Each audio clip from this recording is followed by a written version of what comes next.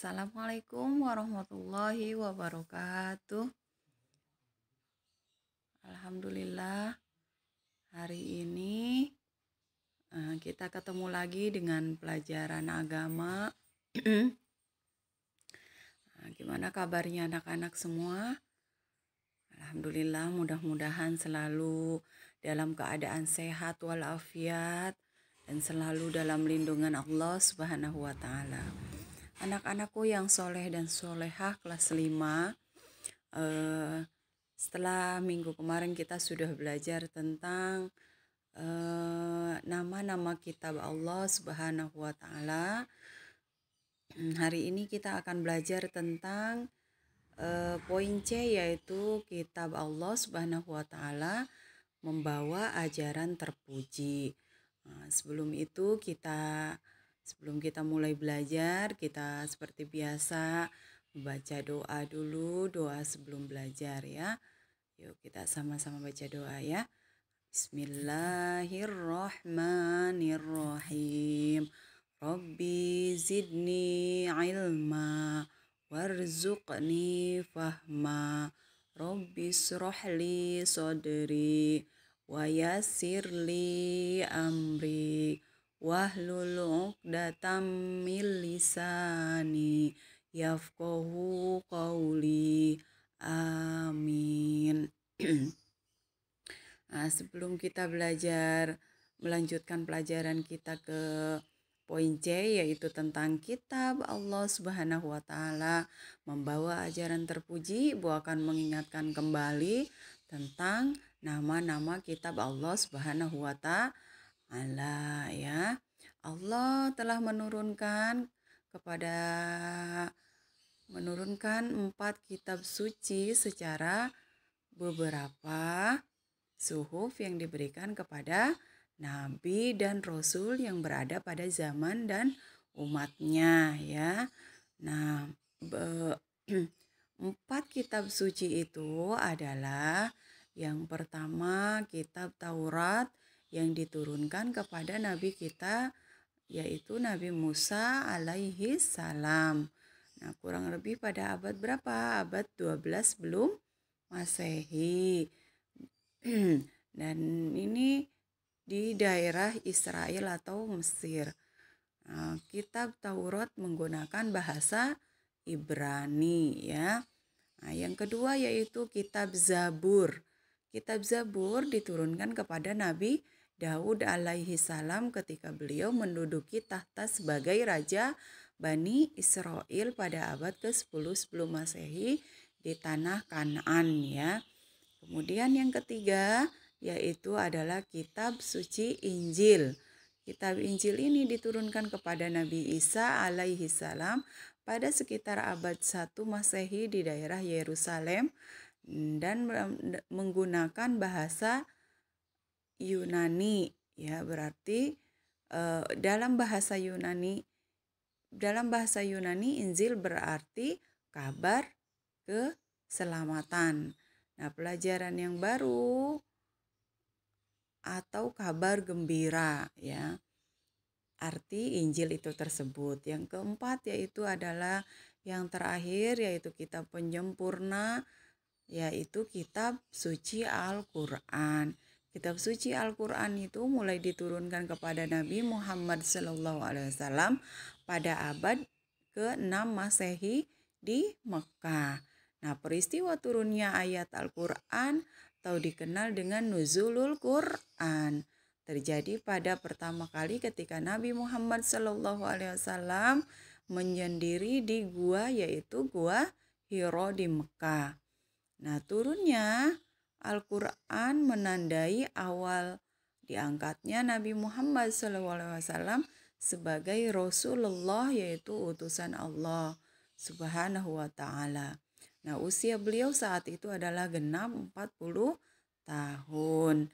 Nah, Al-Qur'an, anak-anakku yang soleh dan solehah, jangan sampai lupa Al-Qur'an terdiri dari 114 surat, kemudian terbagi dalam 30 juz dan terdiri dari 6.236 ayat. Nah, Al-Qur'an diwahyukan selama 22 tahun, 2 bulan, 22 hari. Al-Quran ini adalah kitab suci yang menyempurnakan seluruh hukum-hukum ajaran Allah Subhanahu wa taala yang terdapat dalam kitab-kitab sebelumnya yang diturunkan kepada nabi-nabi sebelumnya, yaitu nabi yang tadi disebutkan oleh Ibu ya, Nabi Musa, Nabi Daud, Nabi Isa alaihissalam. Ia diturunkan untuk seluruh. Nah, adapun Al-Quran, kitab Al-Quran ini diturunkan Allah Subhanahu wa taala untuk seluruh umat manusia sebagai rahmat bagi semesta alam, atau disebut juga sebagai rahmatan lil alamin. Nah, bedanya kalau kitab suci yang 3 itu yang sebelumnya diturunkan kepada kepada umat para nabi yang pada saat itu diturunkan ya. Akan tetapi kalau Al-Quran diturunkan kepada seluruh umat, untuk seluruh umat manusia, itu untuk keselamatan, untuk rahmat bagi seluruh umat manusia. Nah, hari ini kita akan belajar tentang kitab Allah Subhanahu wa taala membawa ajaran terpuji.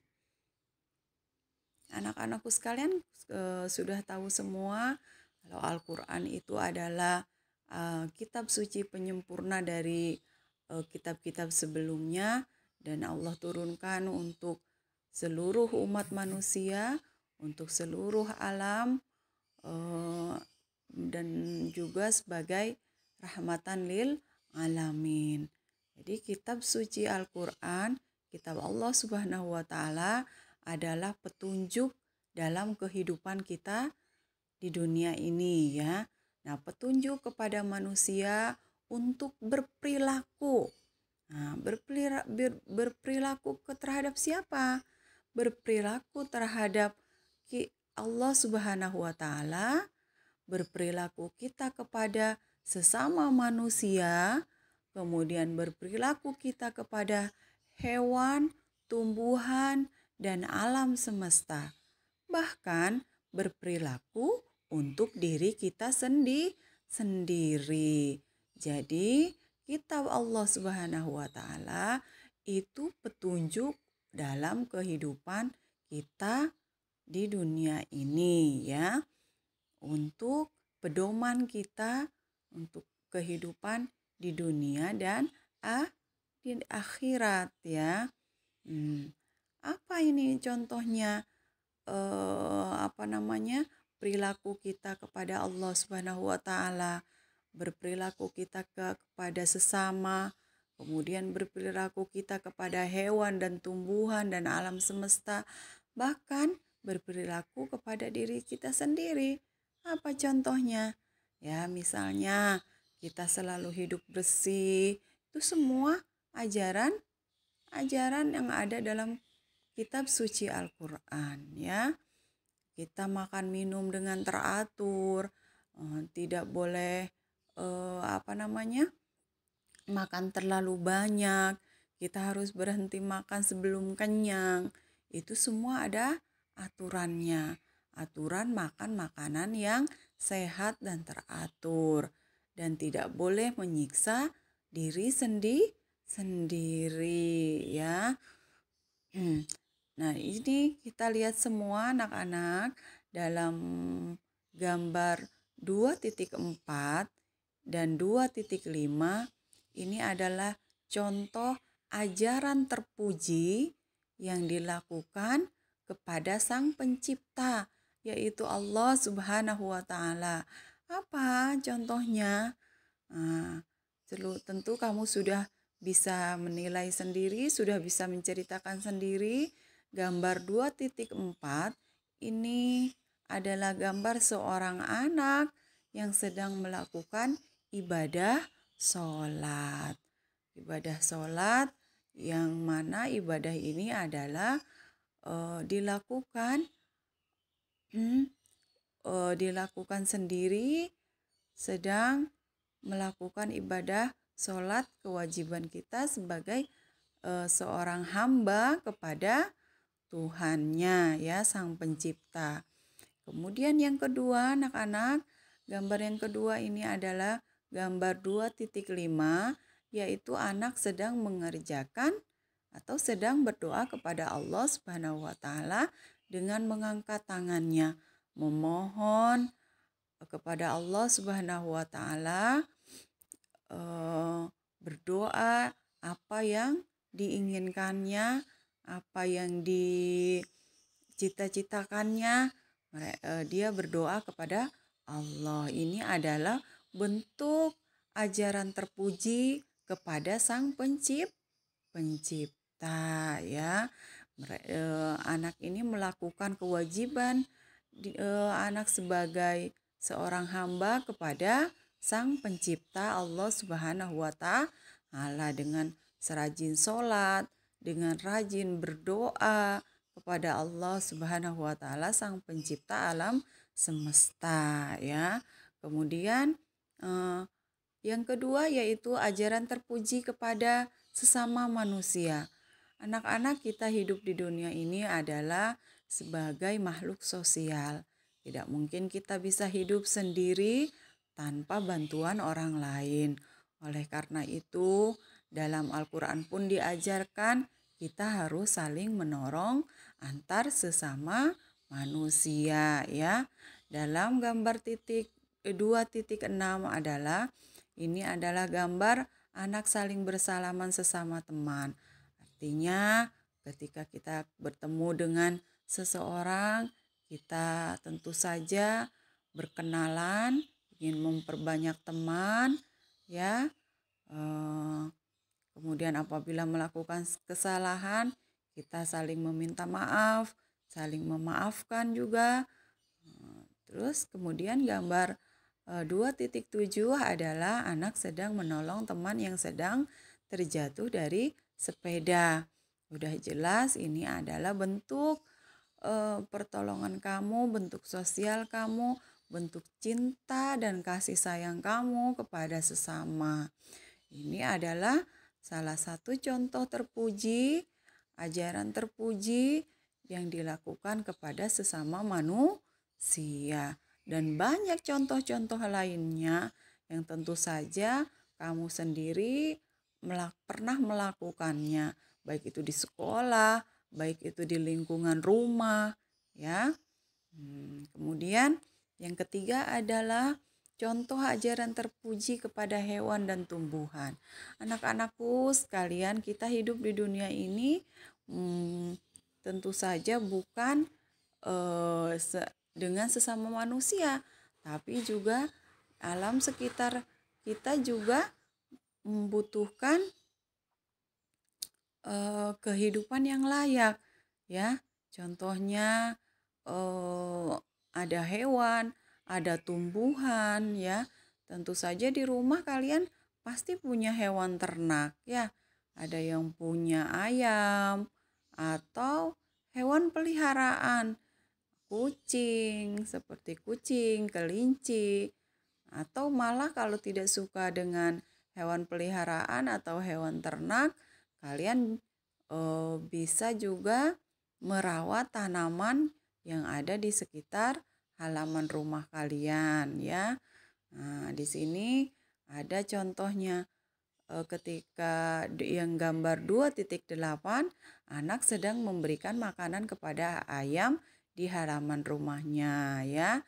Jadi hewan, tumbuhan juga memerlukan makanan karena makhluk hidup. Oleh karena itu berilah mereka makanan, minuman ya, dirawat dengan baik. Begitu juga dengan tumbuhan. Ini ada seorang anak perempuan yang sedang merawat tumbuhan dalam pot di halamannya. Dibersihkan, disiram, dirawat dengan baik ya. Ini adalah salah satu ajaran terpuji kepada hewan dan tumbuhan ya. Kemudian yang keempat yaitu ajaran terpuji kepada diri sendiri. Ya, bukan cuman kita merawat lingkungan kita, tapi juga jangan sampai lupa untuk merawat diri sendiri ya. Tubuh kita juga perlu dirawat sebagai bukti kalau kita itu sayang kepada diri kita sendiri. Seperti di gambar 2.10 ini ada anak laki-laki sedang memotong kukunya ya. Karena kukunya sudah panjang-panjang, biar terhindar dari penyakit-penyakit ya yang menempel di kuku kalian, maka kuku setiap hari Jumat sunnah dibersihkan ya. Seperti yang dilakukan teman kamu pada gambar 2.1 ini. Dia sedang memotong kukunya, membersihkan kukunya sebagai bukti bahwa sayang kepada diri sendiri. Ya, sebagai bukti bahwa merawat diri sendiri ya. Kemudian yang kedua, ada anak perempuan yang sedang berhias hendak berangkat ke sekolah. Nah, ketika hendak berangkat ke sekolah, pakailah pakaian yang rapi, yang bersih. Kemudian rambut juga diikat dengan rapi, ya, memakai sepatu. Jadi sebelum berangkat ke sekolah dirapikan dulu, dilihat lagi. Kalau benar-benar sudah rapi baru bisa pergi ke sekolah. Jangan sampai pergi ke sekolah rambutnya masih berantakan, kemudian bajunya juga belum dikancing atau tidak memakai dasi, tidak rapi. Jangan sampai seperti itu ya. Karena ini semua contoh-contoh ini semua memang sudah diatur dalam Al-Quran, dalam kitab suci Al-Quran ya, karena di dalam kitab suci Al-Quran dijelaskan bahwa semua aturan-aturan, ajaran-ajaran terpuji, baik itu kepada sesama manusia, baik itu kepada hewan dan tumbuhan, maupun kepada diri sendiri. Atau yang paling penting adalah ajaran terpuji kepada Allah Subhanahu wa Ta'ala. Ya. Jadi anak-anakku, dari sini kalian insya Allah akan mengerti apa yang dimaksud dengan kitab Allah Subhanahu wa Ta'ala, tentu membawa ajaran terpuji kepada siapa?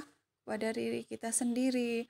Berperilaku terpuji kepada Allah, kepada sesama manusia, kepada hewan, tumbuhan, ke alam semesta, juga kepada diri sendiri ya. Nah, sekarang kita lihat di sini rangkumannya ya. Semua umat Islam wajib mengenal Allah, nama Allah Subhanahu wa Ta'ala, yaitu Asmaul Husna. Tetapi pada bab ini kita belajar hanya 4 Asmaul Husna ya. Ya, apa saja, yaitu Al-Mumit, Al-Hayyu, Al-Qayyum, dan Al-Ahad sebagai sebagian dari Asmaul Husna ya. Nah, Al-Mumit itu sendiri ya artinya adalah mematikan. Allah Subhanahu wa Ta'ala sudah berfirman dalam Al-Qur'an, setiap yang bernyawa itu pasti akan mati. Kullu nafsin dha'iqatul maut. Jadi setiap yang bernyawa pasti akan mati. Jadi kematian itu adalah sesuatu yang pasti ya. Kematian bukanlah sesuatu yang ditakuti, akan tetapi kematian adalah tangga kita menuju kebahagiaan yang abadi. Kemudian yang kelima yaitu Al-Hayyu, mengandung arti yang maha hidup. Allah Subhanahu wa Ta'ala hidup kekal selamanya, hidup abadi, tidak mati Allah itu. Dan yang memberi kehidupan manusia atau kehidupan makhluknya yaitu Allah Subhanahu wa Ta'ala ya. Yang keenam Al-Qayyum. Al-Qayyum mengandung arti Allah itu maha berdiri, maha mandiri tanpa membutuhkan yang lainnya. Allah Subhanahu wa Ta'ala berdiri sendiri untuk selamanya, tidak membutuhkan bantuan dari makhluknya ya. Nah, yang ketujuh Al-Ahad. Allah mengandung arti Allah Maha Esa. Allah itu satu, Allah tunggal, Allah tidak beranak dan Allah tidak diperanakan ya. Dan tidak ada sekutu baginya. Yang kedelapan yaitu semua umat Islam wajib mengenal kitab-kitab Allah Subhanahu wa Ta'ala, yaitu apa saja? Taurat, Zabur, Injil, dan Al-Quran. Yang kesembilan, kitab-kitab Allah Subhanahu wa Ta'ala ini adalah tentu saja membawa ajaran terpuji, seperti yang Ibu jelaskan barusan, membawa ajaran terpuji terhadap Allah Subhanahu wa Ta'ala, terhadap diri sendiri, terhadap sesama manusia, terhadap hewan, terhadap tumbuhan, serta terhadap diri sendiri. Nah, kita sebagai manusia harus bersikap dan berperilaku seperti tuntunan Allah dalam Asmaul Husna, dalam Al-Quran ya. Anak-anakku semua, Ibu yakin kalian sudah mengerti ya untuk pelajaran 2 ini. Ibu hanya ingin kamu menulis kembali rangkumannya di buku tulis agama ya, rangkuman yang halaman 19 ini. Kemudian kamu silahkan memberikan contoh tugasku setelah menulis rangkuman ini. Kamu memberikan contoh contoh tugasku ini ya. Insya Allah aku bisa menceritakan isi kitab Allah Subhanahu wa Ta'ala yang membawa ajaran terpuji ini. Apa saja? Yang pertama yaitu contoh ajaran terpuji kepada Allah Subhanahu wa Ta'ala. 1 ya. Yang kedua, contoh ajaran terpuji kepada sesama. Yang ketiga, contoh ajaran terpuji kepada hewan, tanaman, dan alam sekitar. Yang keempat, contoh ajaran terpuji kepada diri sendiri. Insya Allah bisa ya. Bisa kamu memberikan contoh setiap ajaran ini satu saja, seperti yang digambar ini. Kamu bisa ya, bisa menulis contoh-contoh sesuai dengan gambar di atas, atau kamu mau memberikan contoh yang lainnya yang kamu bisa yang sudah alami sendiri di rumah masing-masing ya. Jadi cukup sekian untuk hari ini. Jangan lupa tetap belajar. Nah, ini tidak perlu dikumpulkan ya. Kamu cukup mengerjakan setelah menulis rangkuman, kamu menulis contoh-contohnya ya. Ini tugasku ada 4. Kamu silahkan tulis di buku tulis agama. Tidak perlu dikumpulkan, cukup sebagai latihan kamu di rumah ya. Jadi tidak perlu dikumpulkan kepada ibu ya. Cukup kamu membaca kembali, kemudian menulis contoh-contohnya ya, 1 sampai 4 ini. Cukup sekian dari Ibu. Jangan lupa tetap semangat belajar walaupun pandemi ini belum berakhir. Tetap berdoa, rajin beribadah, rajin mengaji. Jangan lupa ya, sholat 5 waktu tidak boleh tinggal. Kalau bisa dikerjakan tepat waktu, awal waktu ya. Mengajinya juga jangan sampai terputus. Terus beribadah, jaga kesehatan, makan makanan yang bergizi, cuci tangan, sering-sering cuci tangan. Kemudian apabila keluar dari rumah jangan lupa menggunakan maskernya ya. Sekian dari Ibu. Wassalamualaikum warahmatullahi wabarakatuh.